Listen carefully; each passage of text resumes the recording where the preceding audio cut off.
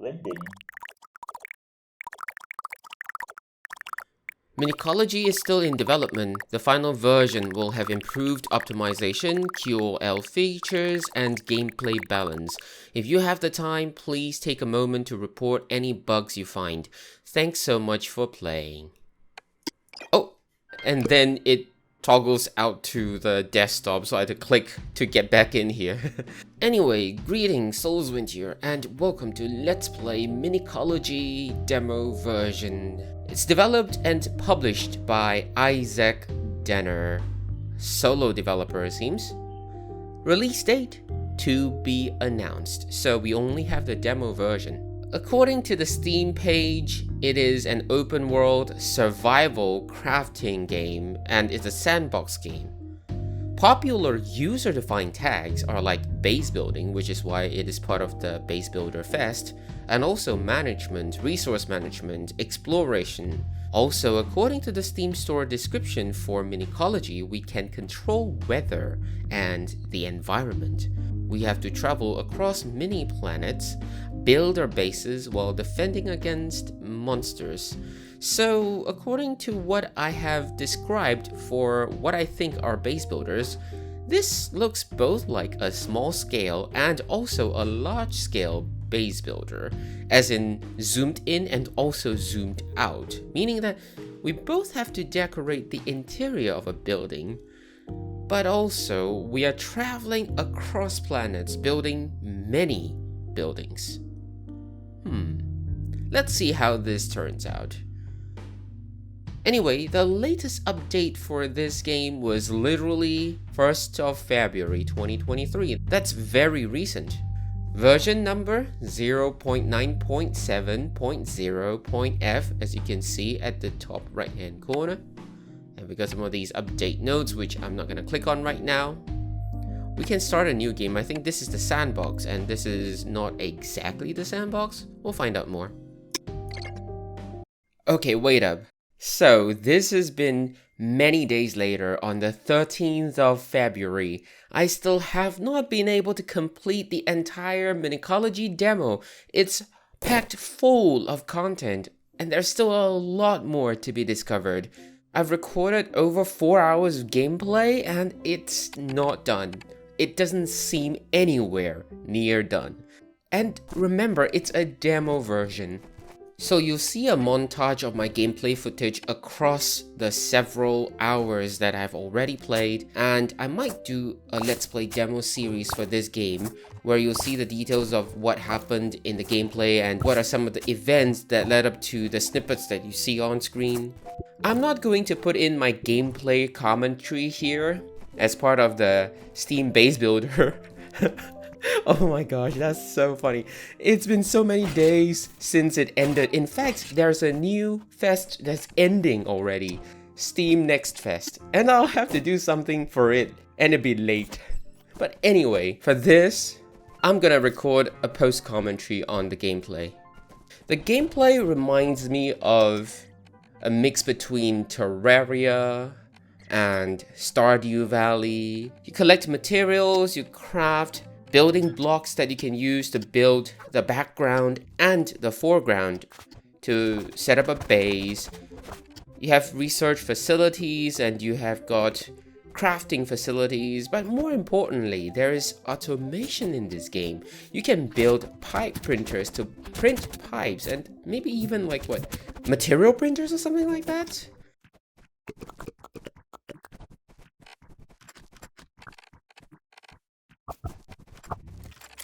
We can also add electricity to power these buildings such that we don't have to turn the wheel or the gears to manually output some materials.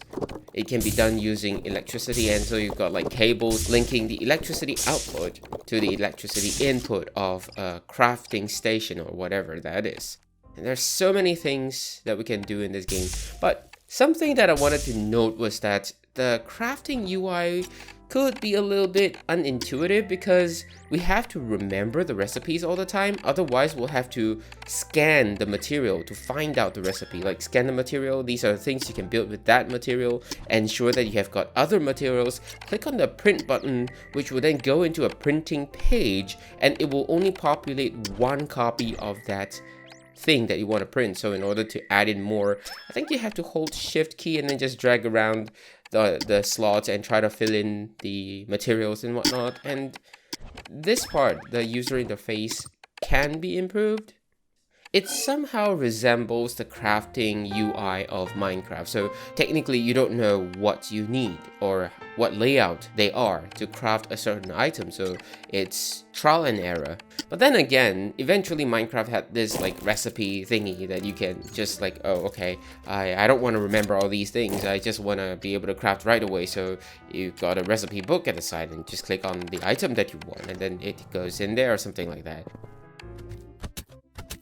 Then we've got monsters to fight, so we've got events like meteor events and also monster events where they just descend from the skies to attack you and you have to fight them off, and they give you special items that you otherwise do not get.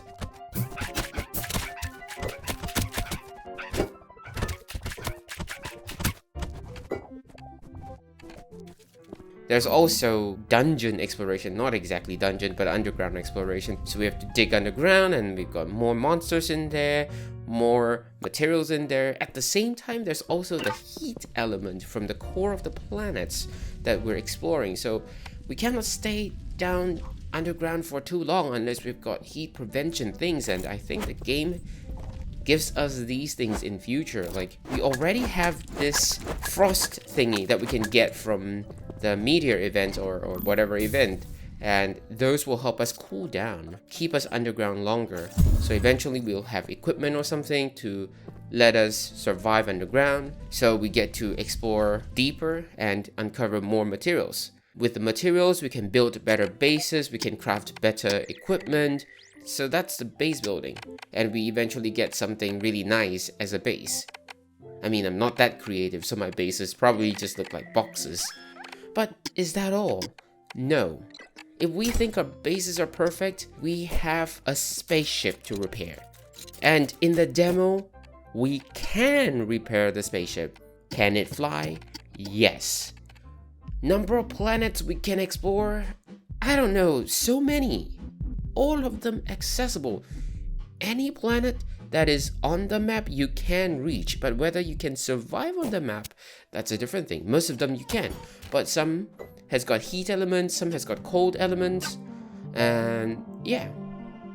We'll be able to land on the planet, find out whether we can survive there. If we can't, then we can just leave the planet before we actually get into trouble. Of course, travel only when fully healed, just in case. But there's so much to do and so much to craft, so much to research, so much to explore. There's so many things to uncover in the game, and it's a demo. Can you imagine if there's even more things in the full game? But yeah, back on the planet, base building also includes a little bit of automating resources, which I said we have got the pipes and everything. And of course we've got planting as well. So in the early game you have to plant, and they have got weather elements such as like rain and whatnot. Like water evaporates and you have a pool of water actually dwindle down to nothing. You can see them evaporate. Can you add to the pool of water? Yes, you can, by using rain clouds. Although the rain clouds do not create a new pool of water. It has to be an existing pool of water, and the raindrops add to that pool of water. I tried creating a new pool of water, it doesn't seem to work. Maybe I'm missing something, and I might figure that out one day. But yeah, so we've got so many interesting elements, and there's a lot of things to see, to explore, to learn, to discover. So I might do a full Let's Play demo series for Minicology demo, but until then, I hope this episode shows a good idea of what you can see and do in Minicology demo. Again, this is on Steam because it's Steam Base Builder Fest, and there's definitely lots of base building, although my bases look ugly as usual because of my lack of creativity. The game has the release date stated to be announced, so there's nothing confirmed yet.